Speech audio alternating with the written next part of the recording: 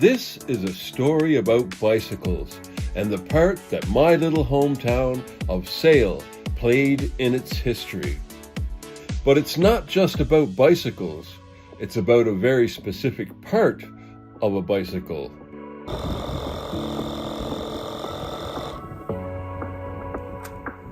This is one of the few places where you can see what's left of the cobbled streets of Sale.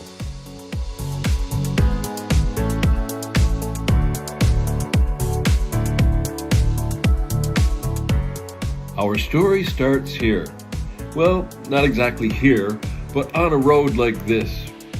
There's a reason these early bikes were called bone shakers. With their wrought iron frame and wooden wheels with iron tires, it didn't make for a very comfortable ride on a road like this. Enter this man, John Dunlop, and his distinguished-looking beard.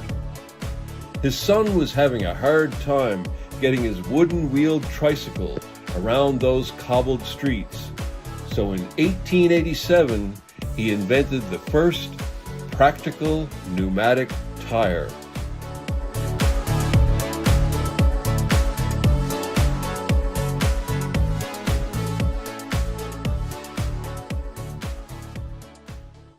I'm here in Walkden Gardens with Rob Fryer.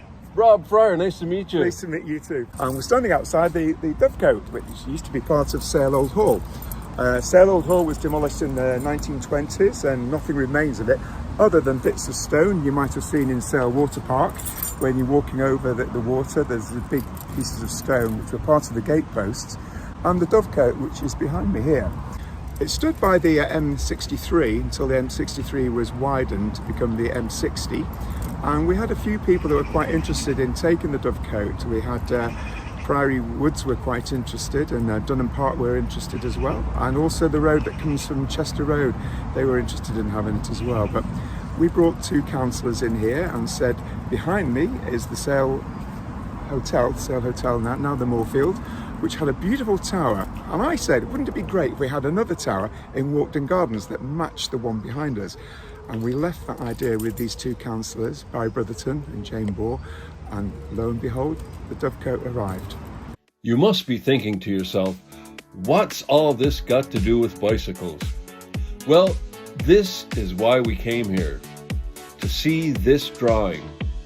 Rob just mentioned the Sale Hotel, and this is it. Well, a drawing of it. The Sale Hotel and Botanical Gardens, a Victorian pleasure park. The hotel was built in 1878 as a centerpiece for the Botanical Gardens, a major attraction that included a ballroom, gardens, lawn tennis and croquet ground, bowling green and gym.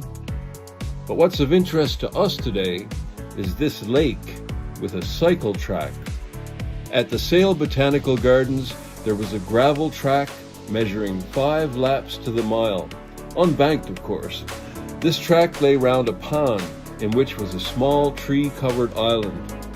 In 1890, around this very track, the pneumatic or bolster tire was first officially recognized.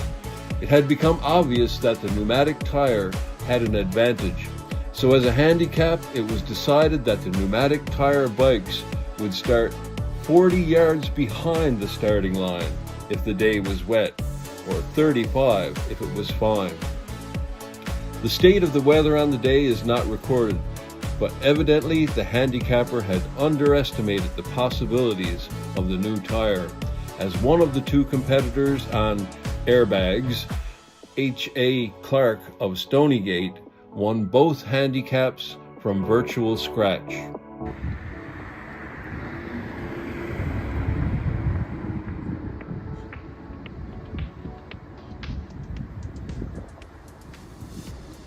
So of course the lake and the racetrack, it's all gone now, and this is as close as we'll ever get to be on it.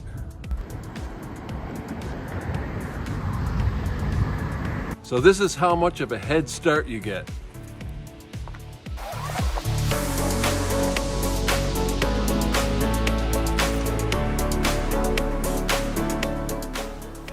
That's how good the pneumatic tire is. Etymologically speaking, the origin of the word tire comes from attire, like clothing, because that's what it is. It's the clothing for a wheel.